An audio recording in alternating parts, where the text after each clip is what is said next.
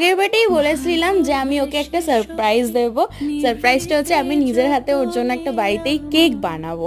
আর দেখো, যার বার্থডে সেই কিন্তু বাজারের ব্যাগগুলো হাতে করে নিয়ে আসে। যেহেতু আমাদের ফ্যামিলিতে আমি, ও, ডোডো প্যান্থার অ্যান্ড আরেকজন আছে, তার সাথে তোমাদেরকে নেক্সট কোনো ভিডিওতে মিট করাবো। দেন আমি মিষ্টিগুলো ফ্রিজে রাখলাম, কারণ একটু একটু গরমও পড়ে গেছে। আর এই মিল্কি বারটা আমি ওকে দিয়েছি, ও মিল্কি বার খেতে ভীষণ পছন্দ করে। আর এই যে স্ন্যাক্সগুলো দেখছো, মিড নাইটে বসে বসে ও কিন্তু খায়, আর আমিও খাই, মিথ্যে কথা বলবো না, আমিও কিন্তু খাই আর খেয়েওছি।